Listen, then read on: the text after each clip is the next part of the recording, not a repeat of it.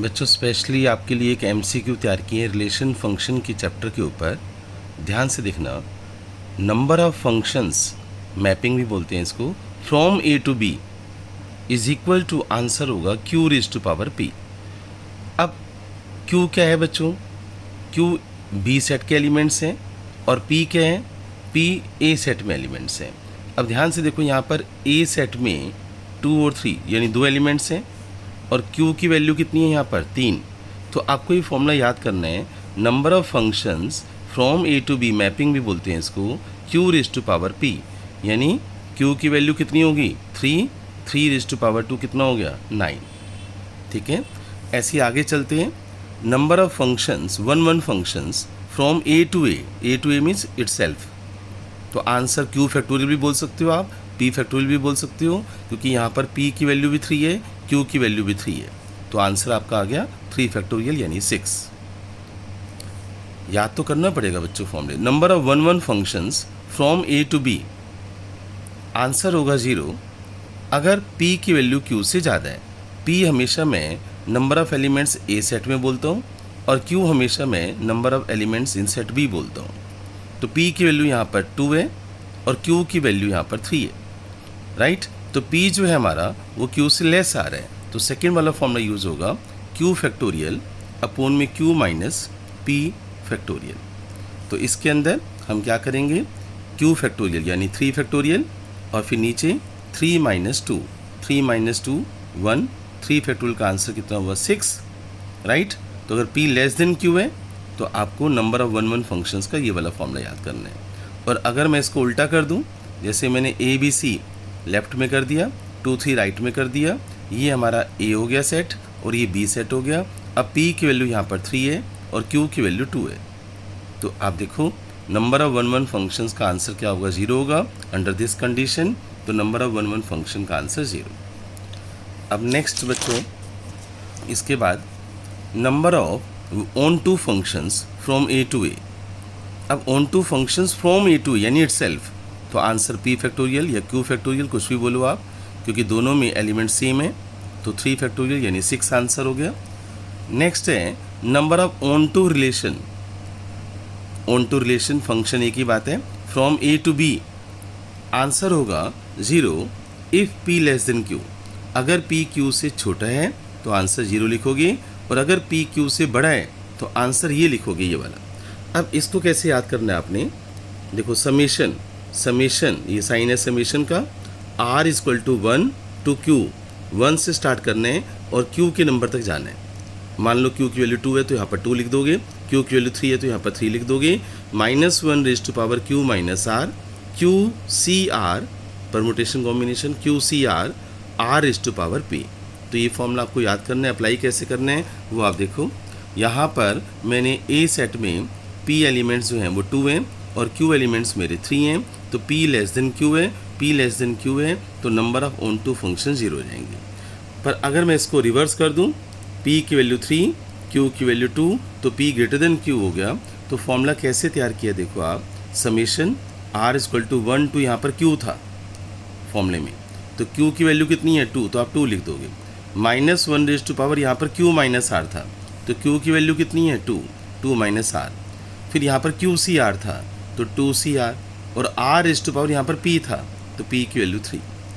अब -1 raise to power, सबसे पहले मैंने क्या किया, R की वैल्यू 1 ले ली मैंने। R की वैल्यू 1, पहले 1 लो फिर 2 लेंगे, पहले मैं R की वैल्यू 1 ले रहा हूँ। 1 लेने यहाँ पर पुट कर दो आप, -1 की power 2 minus 1, 2C1, 1 raise to power 3, फिर प्लस का साइन दोगे, समेशन का मतलब होता है प्लस करना। अब आप R के लिए 2 लोगे तो जहाँ भी R है ना वहाँ 2 पुट कर दो। अगर यहाँ पर 3 होता ना ऊपर तो फिर मैं प्लस में एक और नंबर लेता 3 वाला, तो R की वैल्यू में 3 पुट करता अगर यहाँ 3 होता तो। अब R की वैल्यू 2 तक है तो 2 ही टर्म्स आएंगी, एक ये वाली और एक ये वाली।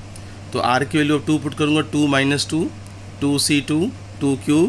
इसको सोल्व किया मैंने, -1 की पावर 1 माइनस होता है, 2C1 2 होता है, NC1 बच्चों n होते हैं, NCN 1 होते हैं, NC0 1 होते हैं। याद करना है आपको, NCR का फॉर्मूला भी आपको आना चाहिए।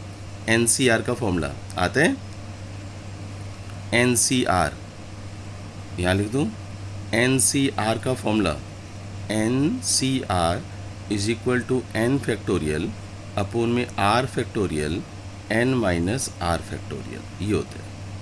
ठीक है, अब बच्चों इसको सोल्व किया मैंने, तो इसको -1 की पावर 0 1 होता है, 2c2 1 होता है, 2 क्यूब 8 हो गया, 8 - 2 6 हो गया, तो number of onto function 6 आ गए इसके अंदर। ठीक है, अब आगे चलते हैं। यहाँ पर हम number of bijection from A to B, bijective function, number of bijective होना चाहिए, bijective functions from A to B. Answer होगा फैक्टोरियल पी, अगर पी और क्यू सेम है, और अगर पी और क्यू सेम नहीं है तो आंसर 0 होगा। फॉर एग्जांपल यहाँ 2 3 ले लिया मैंने, यहाँ ए बी सी ले लिया, तो पी और क्यू सेम नहीं है तो आंसर क्या हो गया 0, नंबर ऑफ बाइजेक्टिव फंक्शन क्या हो गए 0। और अगर मैं दोनों में एलिमेंट सेम कर दूँ 1 2 3 ए बी सी, तो पी की वैल्यू 3 है और क्यू की वैल्यू भी 3 है, तो number of bijective functions from A to B answer हो जाएगा फैक्टोरियल पी यानी फैक्टोरियल 3 यानी 6 आंसर। तो आपको ये जो फॉर्मूलेज है number of bijective functions from A to B, ये सब याद करने हैं आपको। इसकी पीडीएफ भी बनाकर मैं आपको ग्रुप में सेंड कर दूंगा। Number of reflexive function, reflexive relation from A to A, इसका फॉर्मूला होता है 2⁻n² - n, 2⁻n² - n, ये दोनों पावर में है, ऊपर है ये। अब 3 और 3 है यहाँ पर, ए टू ए मतलब, तो 2⁻³ - 3, और 3² क्या होगा 9, 9 - 3 क्या होगा 6, 2⁻6 क्या हो गया 64। अब लास्ट क्वेश्चन जो मोस्ट इंपॉर्टेंट है वो ध्यान से सुनना। 1 2 3 एक सेट है बच्चों, मेरे पास 3 एलिमेंट्स है, find the number of equivalence relation. तो मान लो अगर इसको कैसे तैयार करना है आपको, अगर एलिमेंट्स 1 है, मैंने यहाँ पर 1 लिखा है, नंबर ऑफ एलिमेंट्स 1 है, तो उसके सामने 1 लिखो, यानी इक्विवेलेंस रिलेशन 1 ही बनेगा। और अगर नंबर ऑफ एलिमेंट्स 2 है, इसमें तो 3 है, अभी आएंगे बच्चों धीरे धीरे, इसमें नंबर ऑफ एलिमेंट्स 3 है, अगर नंबर ऑफ एलिमेंट्स 2 है, 2 मैं लेता हूँ, तो उसके लिए ट्रिक क्या है बच्चों, 1 के नीचे +1 लिखो, 1 + 1 कितना हो गया 2, तो अगर 2 एलिमेंट्स हैं तो नंबर ऑफ इक्विवेलेंस रिलेशन बनेंगे आपके 2, ये चोर मेथड है। अब मैं नंबर ऑफ एलिमेंट्स 3 लेता हूँ, 3 लेता हूँ, जैसे सेट में गिवन है, आपके सामने क्वेश्चन ये वाला है, एग्जाम में ये वाला आ गया, तो आप यहाँ से ये काम भी करोगे, ये काम भी करोगे, ये काम भी करोगे, आप 3 तक चलोगे बस आप। अब आप क्या करोगे, इस 2 को उठाओ यहाँ से, और 2 को इस 1 के नीचे लगा दो, इस 2 को उठाओ, 2 + 1 अब प्लस करो, 2 + 1 3, अब 3 + 2 5, तो 5 आंसर आएगा। अगर सेट में 1 2 3 3 एलिमेंट्स हैं तो आपके नंबर ऑफ इक्विवेलेंस रिलेशन बनेंगे 5, 3 एलिमेंट हैं तो नंबर ऑफ इक्विवेलेंस रिलेशन बनेंगे 5, याद रखना।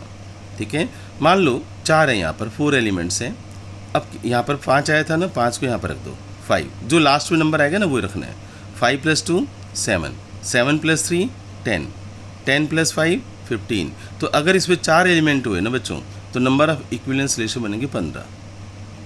तो टीचर कभी भी मैक्सिमम 3 तक ही पूछते हैं, पर 4 तक भी पूछ सकते हैं, तो आप इस ट्रिक से आप आंसर बता सकते हो। एमसीक्यू में डायरेक्ट आपको आंसर ही लिखना होता है। मान लो 5 आ गए, मैं एग्जांपल दे रहा हूँ, मान लो 5 हो गए, वैसे ऐसा होगा नहीं, ना ही कोई टीचर देगा। मान लो 5 हो गए, तो आप 15 जो था ना 15 यहाँ प्लस कर दो, यहाँ लिख दो, 15 + 5 20, 20 + 7 27, 27 + 10 37, 37 + 15 52, तो 52 इक्विवेलेंस रिलेशन बनेंगे। पर आपके एग्जाम में या मैं बता रहा हूँ, या तो नंबर ऑफ एलिमेंट्स 2 वाला आंसर आएगा या नंबर ऑफ 3 वाला आएगा। नंबर ऑफ 2 वाला आएगा तो 2 हैं, नंबर ऑफ 3 वाला आएगा तो 5 है, याद रखना इस चीज़ को। ओके बच्चों, इसकी पीडीएफ में भेज दूंगा, अब बोल देना वाह सर वाह।